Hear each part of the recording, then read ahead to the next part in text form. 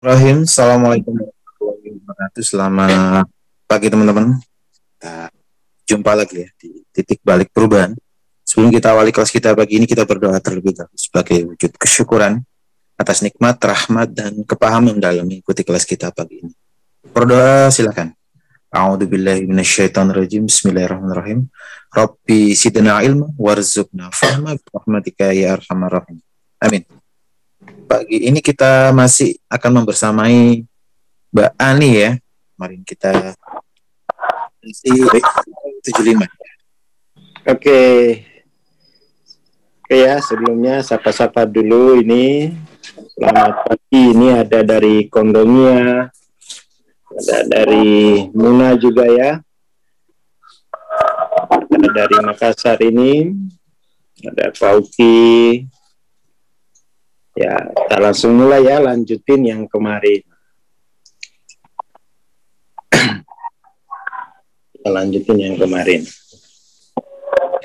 Oke, saya bikin baru. Jadi teman-teman,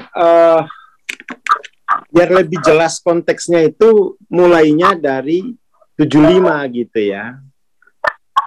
Jadi untuk masalah-masalah jiwa itu dimulai dari 75. Penyakit apapun pokoknya tuh, itu pasti dari 75.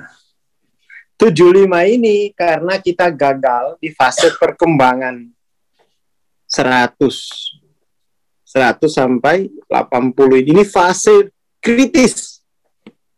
Jiwa itu akan pulih spiritualnya atau terampas. Hati itu dia sakit atau dia subur, itu ketika di fase ini. Fase awal.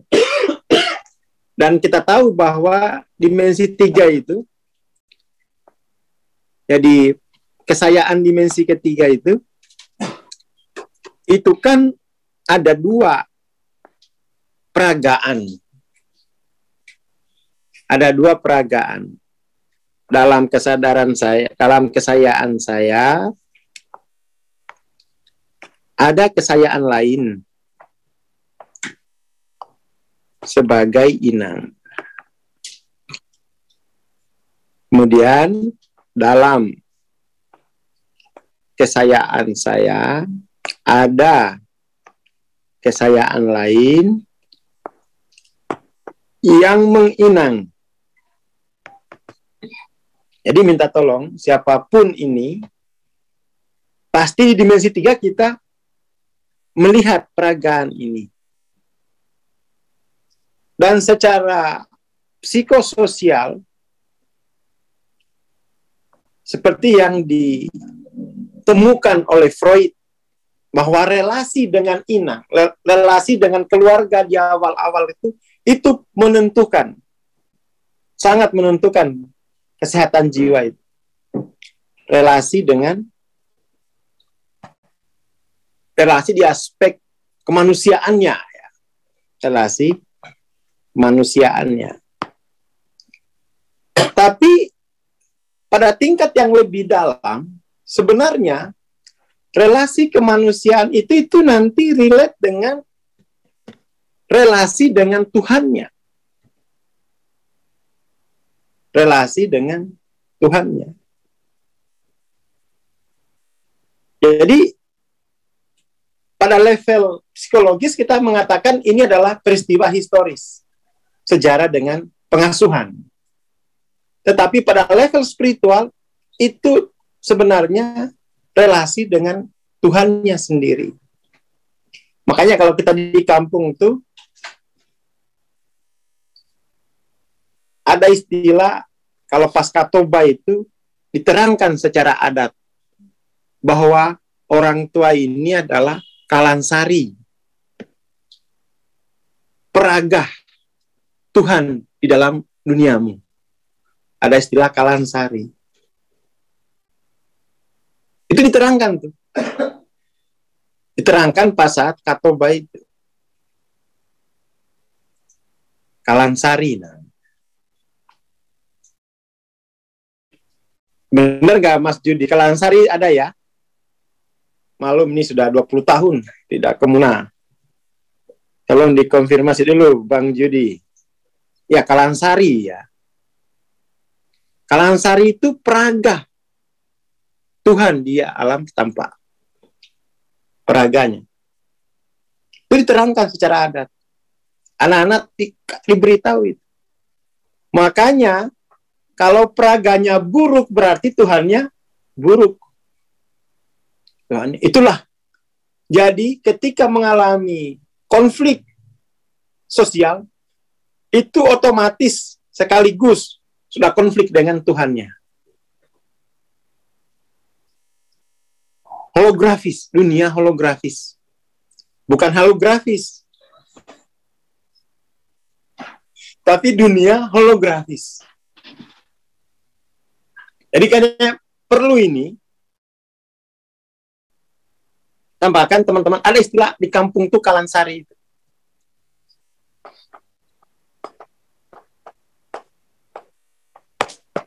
Ya, Kalangsari harus dikonfirmasi sama Judi ini. Itu istilah dalam dunia holografis.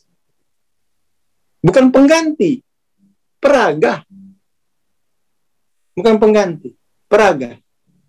Makanya kita diberi raga untuk memperagakan dunia holografis. Saya kurang begitu yakin, tapi kalau salah ini tidak akan jauh-jauh lah bunyinya dari kata ini. Kalangsari itu. Saya masih karena itu yang ditalkinkan saat toba itu. Kalangsari.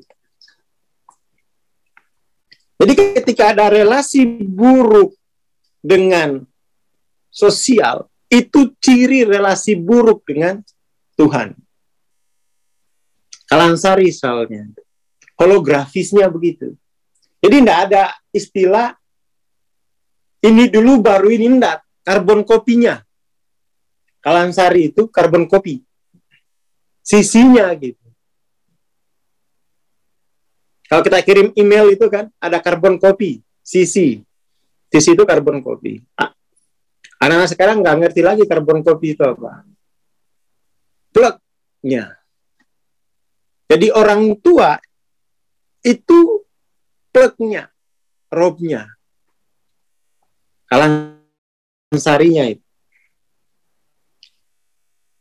Coba ya kita cari dulu, kuatkan secara etimologi ini. Kalangsari, ada nggak di Google ya? Oh, nggak ada di Google. Kalangsari. Bahasa Muna ya? Oh, nggak ada ya. Yang ada Kaansari ya, bukan.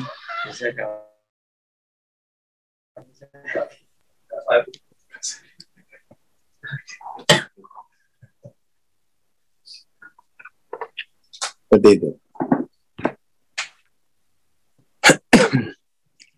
Jadi siapapun ini, entah itu bos di kantor, karyawan itu akan melihat peragaan Tuhan yang melalui kalangsarinya itu.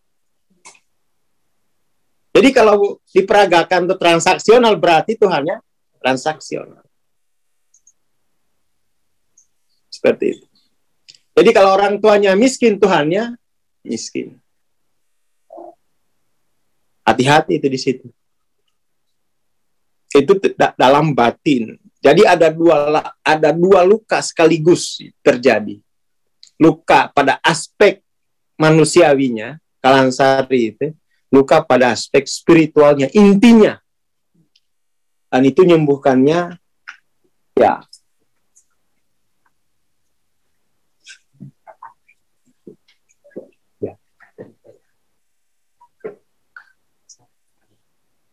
Kalau kata Ngari itu yang penyampaiannya disampaikan tentang itu.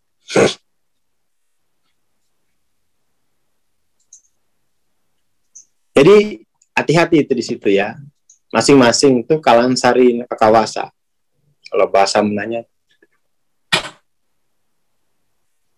kawasa. Kita lihat isu 75. Ya, isu 75. Inangnya ini kan relasi dengan inang yang buruk 75 ini. Inangnya itu merampas hal yang bersifat spiritual dari jiwa anak. Terjadi perampasan atau anak-anak itu biasanya semua itu bernilai spiritual secara batinnya. Joyfulness anak-anak itu dirampas oleh program sekolah. Kan nggak ada joy lagi. Di sekolah, harusnya itu di sekolah itu penuh joyful. Nggak tegang, nggak boleh, karena itu merampas. Saya masih ingat betul tuh. Kalau ke sekolah itu rasanya gimana, kecuali dibekali jajan yang banyak, baru saya mau. Jajan saya banyak dari SD. Karena hanya itu yang bisa menjamin setelah kelas aku bisa sawer-sawer ke temanku. Oh, tukang nyawer saya. Ayo sini. Pisang goreng 104, beli 8, 200. Ayo sini makan gitu. Hanya itu yang menyenangkan ketika sekolah itu, jajannya itu. Tapi itu harus ada jaminan bahwa itu banyak jajan. Uang Kartini lah minimal. Zaman itu mintanya uang Kartini. Saya selalu minta uang Kartini aja lah, biar saya joy. Oh, kalau punya uang Kartini itu sepanjang jalan tuh nyanyi, libur telah tiba gitu. Pulang masih banyak lagi jajannya tuh. Jadi pulang pergi itu yang saya perhatikan tuh justru warung-warung di sekitar antara sekolah dan rumah. Mana ya jelas itu enak. Joyfulness tuh. Hilang nih teman-teman saya yang sekolah, aduh pulang udah lapar. Saya pulang udah gak tidur. Kalian tidur di atas pohon senang. Tidur. Jadi saya makanya saya di kelas 1 SD sampai kelas 6 gemuk. SMP mulai garing. Mulai garing. Aku udah pindah, inangnya berubah. Tapi itu ya pertumbuhan ya. Gemuk saya, foto-foto saya di ini itu SD itu gemuk. Oh gimana, libur telah tiba tiap hari. Hari Minggu ke pasar, wah segala isi pasar itu saya tunjuk. Saya tunjuk. Itu penting banget, itu penting. Sangat-sangat penting. Dan kami kalau habis dicubit itu, bapak kami itu mandiin. Gak bisa enggak. Kalau enggak kami sakit. Habis dimarahin gitu, habis dipukul, itu dimandiin kembali. Dan itu belakangan saya tahu itu kalau itu diraufkan kembali jiwa anak itu, hak spiritualnya dibersihkan dengan rauf. Minimal itu diraup wajahnya, kalau habis dimarahin anak diraup dengan air. Raup itu rauf, dirauf, dipuli. Hal yang dari dunia ditempelkan ke jiwanya itu harus diraup kembali. Raufur Rahim. Rauf itu, ini terutama ya, rauf itu adalah cinta Tuhan. Cinta Tuhan yang membersihkan kotoran. Jadi kalau habis manyunin suami, harus tanggung jawab sekaligus rauf wajahnya dengan rauf itu. Dia tidak terampas kehidupan spiritualnya, joyfulness, pencerahannya, ya kan, happiness-nya nggak terampas. Masih ingat Bapak, kalau kami dipukul tuh sebelum tidur itu sudah dikumpulkan lagi, mandiin, biar nggak terampas, Sebelum marahin karyawan, siap-siap raup enggak? Diraup kan. Setelah ditegur, sini. Raup. Minum, kadang-kadang tuh diajak makan 1 piring. Makan. Kalau piring kita dibersihin, diraufkan. Biar jiwa itu tidak hilang, tidak terampas hak spiritualnya.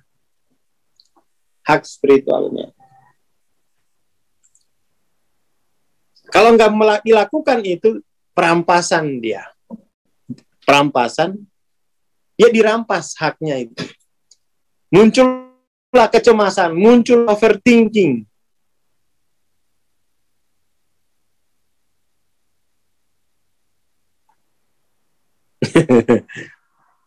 Seperti itu. Kalau anak nggak mau sekolah, bukannya dibiarin, dibersamai. jangan dibiarin, dibersamai, dicari dia terjebak di mana ini.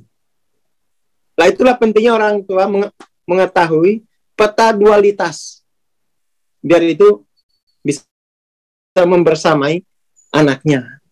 Itulah pentingnya pasangan punya tahu peta dualitas jiwa untuk membersamai pasangannya. Oke, jadi 75 ini nih isu yang kelihatan itu dengan inang secara manusiawi, tapi inang paling inang itu adalah Robul Alamin. Inang yang paling inang. Makanya 75 itu gut view-nya itu kalau di peta Hawking ya, kita punya peta sendiri juga, tapi sama lah, hanya gaya bahasa berbeda.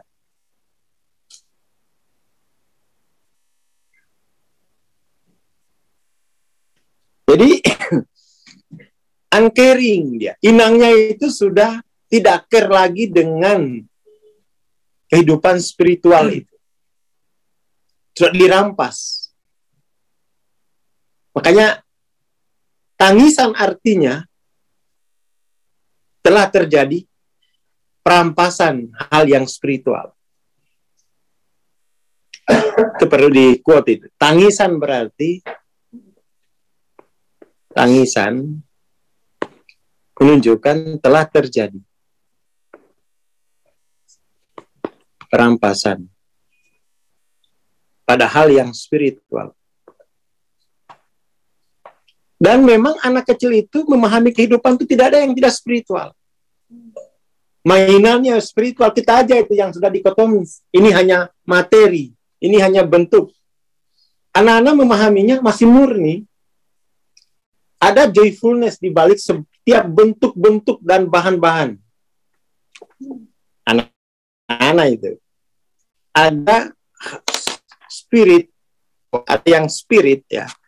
Ada yang bersifat spiritual di balik setiap bentuk dan bahan. Lalu kemudian oleh orang Barat ini disebut sebagai animisme, dinamisme. Asam tenan orang Barat itu nggak ada kategori itu saya nahu dewe. Itulah kemudian kita dipisahkan dari itu atas nama sains.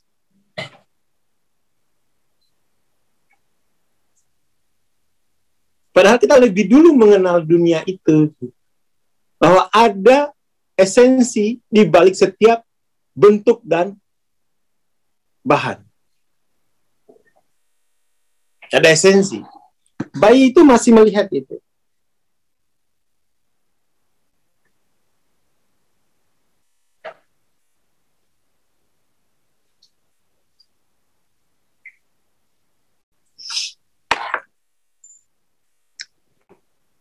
Jadi penderitaan terdalam jiwa itu ketika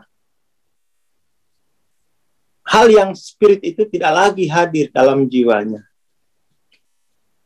Dia akhirnya terjebak kepada hal yang sifatnya mekanik. Jatuh ke dunia mekanik.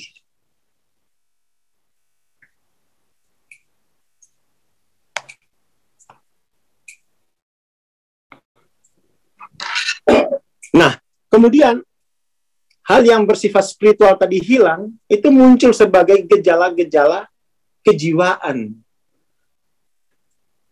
Entah itu psikosomatis lah, istilah terserah. Gejala kejiwaan yang patologis itu ciri keterpisahan dari hal yang bersifat spiritual. Maka muncul psikolog-psikolog dari psikiatri, misalnya Viktor Frankl, ya. Orang itu hidup untuk makna. Lalu dunia materi, enggak, kamu hanya butuh obat ini. Kamu butuh obat penenang.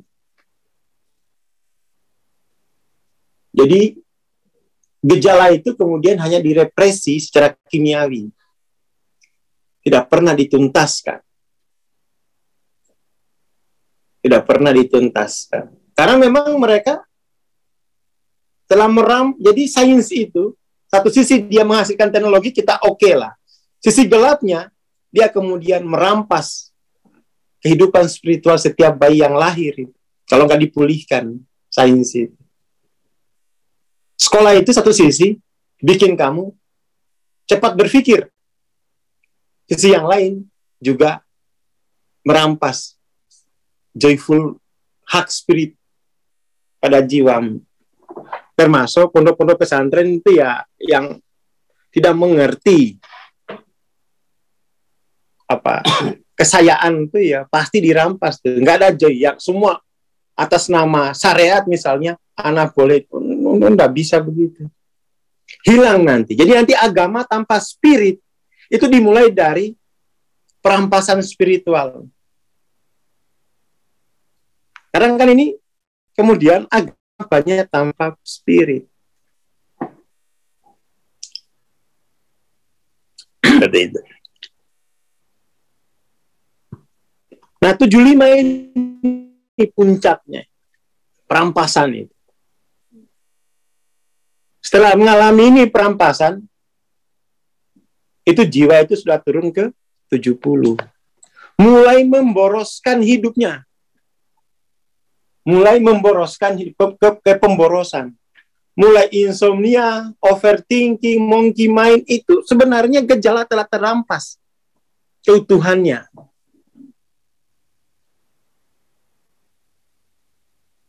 Mulai turun dia. Jadi 70 ini dia sudah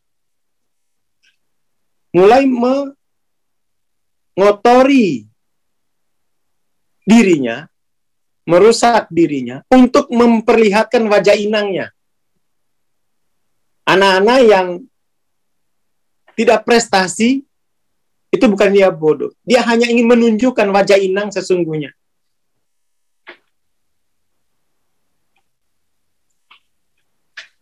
Anak-anak yang katanya bodoh itu hanya menunjukkan wajah inang.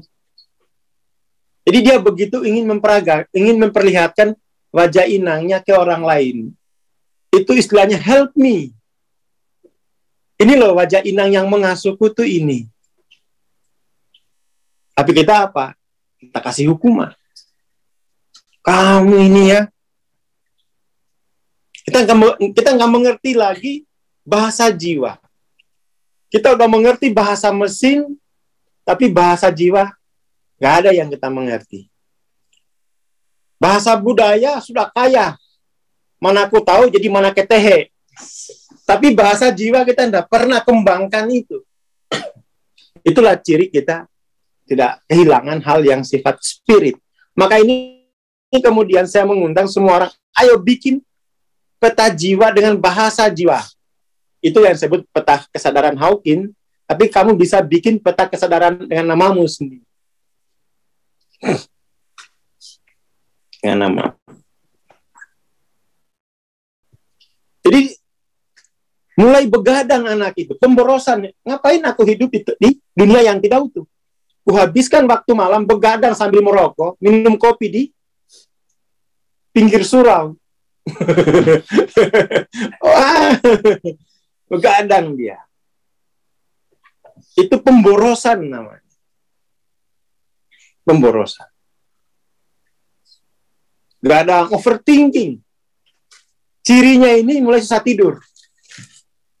Makanya kalau misalnya kami habis dipukul susah tidur, ibu saya susah tidur yang repot. Gak bapak saya, diamu. Kamu pasti habis marahin anak-anak. Cepat mandiin. Kamu habis mukul, enak. Giliran dia susah tidur, kamu ngorok. Bangunin tuh. Jangan coba-coba. Itu kami dijagain sama ibu. Pokoknya kalau kami mulai gelisah, ngigau, susah tidur, susah makan, pemborosan hidup. Itu ciri. Ini kalau bukan pasti bapaknya ini, pelaku utamanya. Karena inangnya hanya ibu dan bapaknya. Oh, ibu saya ketat di situ. mulai panas, wah selesai itu bapak saya. Kamu hanya bisa mukul, nggak bisa nyembuhin. Bisa nangis bapak saya ditatar itu. Tatar itu tangari kalau bahasa Bunda. Bisa habis dia dikuliahin, titik balik perubahan. Bisa habis bapak saya itu dikuliahin, titik balik perubahan sama ibu saya. Bapak saya udah nggak sekolah, wes tambah udah berani. Ya. Kadang diungkit, kamu ini udah nggak sekolah, nggak mau di titik balik perubahan.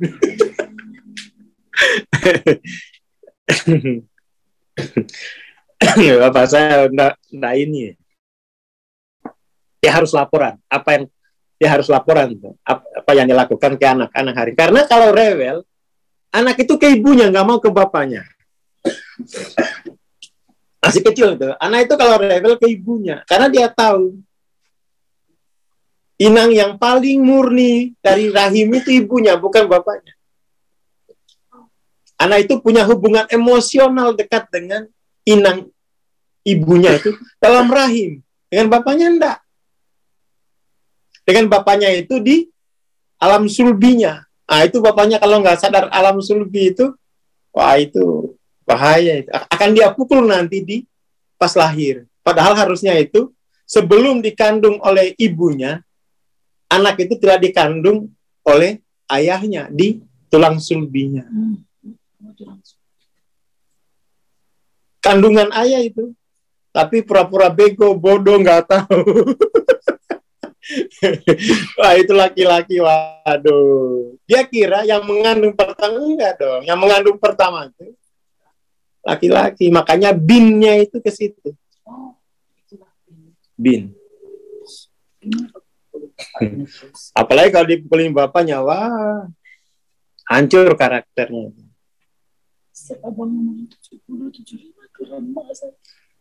Ya. Jadi jangan mengira, tapi secara kesadaran kandungan ayah itu bapak itu belum mengorgan, makanya ada rasa emosionalnya. Anak itu merasakan itu rasa emosional itu relasi itu di kandungan ibu gitu. Makanya dia dekat secara emosional. Tapi dengan ayah itu dekat secara visi. Jadi kalau anak itu nggak punya visi, itu berarti ayahnya nggak punya visi. Karena dia anak itu hadir di situ untuk meneruskan atau untuk menambah visi ayahnya. Visi ayahnya.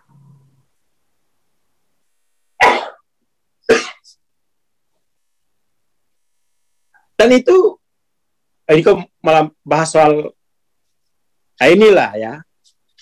Makanya jangan bilang jomblo nggak tahu apa-apa. Ntar dulu. Ntar dulu.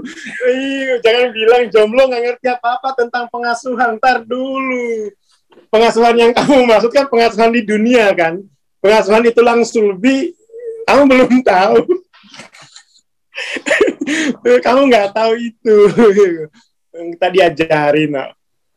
Jadi anak itu kalau kurang pintar itu pas pengasuhan di alam sulbi ayahnya itu, ayahnya nggak punya visi. Karena anak itu turun di situ itu untuk melanjutkan visi itu. Ya. Jadi jangan kira jomblo nggak ngerti pengasuhan. Pengasuhan itu sejak di alam visi. Ayo ke situ dulu dah. Jangan sejak dilahirkan itu sudah panjang itu sudah next. Pengasuhan sejak di alam visi, di alam rahim. Agama kan begitu. Kita ngomong parenting yang kelas-kelas materialis. Situ kemudian jomblo tahu apa? Oh, ntar dulu, saya pernah diasuh. Jadi tahu bersaksi bagaimana pengasuhan itu. Gitu. Kalau soal eksistensi pengasuhan yang ngerti gitu. Kenapa? Saya pernah merasakan itu. Jadi enggak harus karena saya punya anak. Loh itu udah tell me kalau harus punya anak baru ngerti pengasuhan jiwa. Memang dia nggak pernah diasuh oleh ayah ibunya. Ya tahulah apa yang terbaik. Ya kan? Jadi jangan tell me ya. Jangan tell me. Jadi jangan jojoba ini bahaya. Jomblo-jomblo bahagia.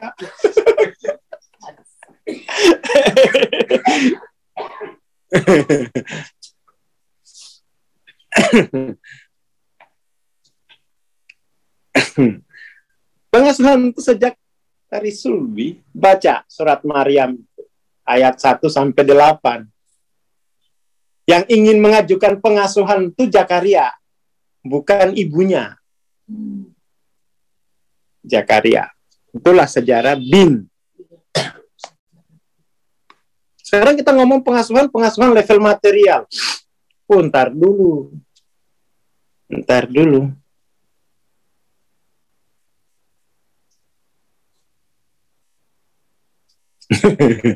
Ya ini bagus nih Pak Ukia. 3 fase pertapaan manusia di tulang sulbi ayahnya. Ayahnya harus bertapa itu. Di dalam rahim ibunya dan jagat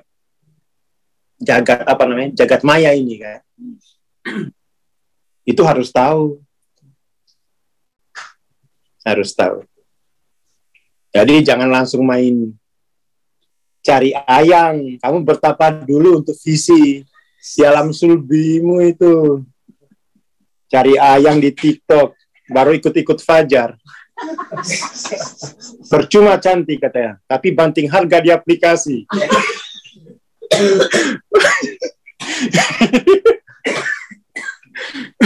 Fajar ini.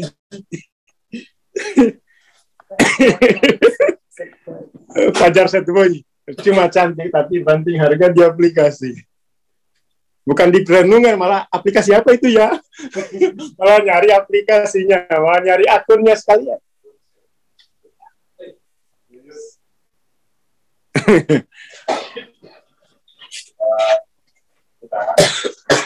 Sombong amat tuh. Oke ya. Jadi ini isunya itu tuh. Kok sampai ke alam sulbi ya. Ayahnya tuh harus tahu. Dulu saya mbak itu, pokoknya kamu tatar dulu. Sebelum jadi suami, kamu harus jadi ayah. Oh iya dong. Sebelum jadi suami harus jadi ayah. Makanya kemudian tuh di Quran tuh banyak bahas soal keayahan, bukan kesuamian. Kalau dia sudah jadi ayah, pasti pintar jadi suami. Ada nggak teladan di Quran untuk suami baik? Nggak terlalu banyak. Mungkin nggak ada kali ya. Yang ada itu ayah teladan. Pasti suami idaman.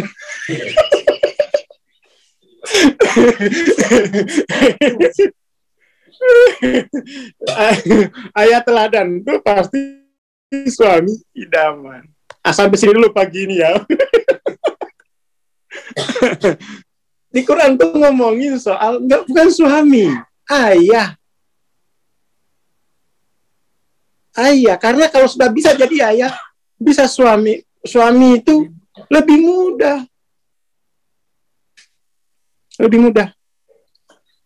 Ini kan nggak pernah jadi ayah ini. Akhirnya istrinya ngasuh bayi yang berkumis.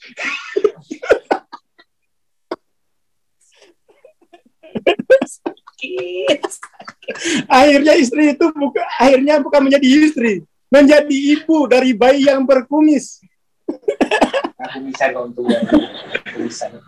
Ini gara-gara terbalik, jadi suami dulu baru jadi ayah. Ya Allah.